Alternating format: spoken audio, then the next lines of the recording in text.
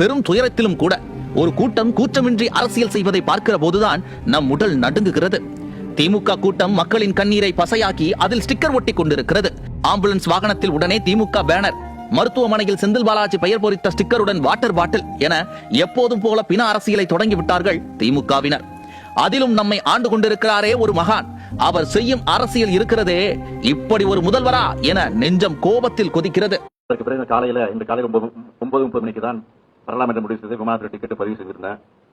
ஆனால் இந்த கொடூரமான காட்சிகள் எல்லாம் தொலைக்காட்சியில் பார்த்தபோது எனக்கு மனசு கேட்கல, வீட்டில் இருக்கவே என்னால் முடியல. அதனாலதான் முன்கூட்டி போக வேண்டும் என்று திட்டமிட்டு 1 மணி அளவில் விமானத்தை பிடித்து இங்க வந்து சேர்ந்திருக்கிறேன்.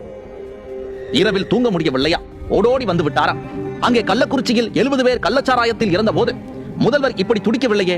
நீதிமன்றமே கள்ளக்குறிச்சிக்கு ஸ்டாலின் செல்ல வேண்டும் என சொல்லிய போதும் கூட ஸ்டாலின் செல்லவில்லையே. கரூர் பெருந்துயரில் மட்டும் எப்படி சார் உங்களது உறக்கம் கலைந்தது? அரசியல், பிண அரசியல். இன்று நடந்திருக்கும் இந்த பெரும் துயரில் தாவேகாவினர் மீதான புகார்கள் ஒரு பக்கம் இருக்கட்டும், ஸ்டாலின் அரசின் அலட்சியமும் தோல்வியும் இந்த மரணத்திற்கு காரணம் என்பதை யாராலும் மறுக்க முடியாது. இது முதல் முறை அல்ல. கள்ளக்குறிச்சி கனியாமூர் கலவரத்தை தடுக்க தவறியதாகட்டும், சென்னை வான்படை நிகழ்வில் 5 பேர் உயிரிழந்த விவகாரமாகட்டும், எல்லாமே காவல்துறையின் தோல்வியால் நடந்ததுதான். இன்றும் மரணம் நிகழ்ந்த பிறகு 27,000 பேர் வந்தார்கள் என கணக்கு சொல்லும் காவல்துறைக்கு அங்கே அவ்வளவு கூட்டம் இருக்கிறது என இரவு 7 மணிக்கு தான் தெரிந்ததா? காலை 11 மணி முதல் அங்கே விஜயின் ரசிகர்கள் காத்திருக்கிறார்கள்.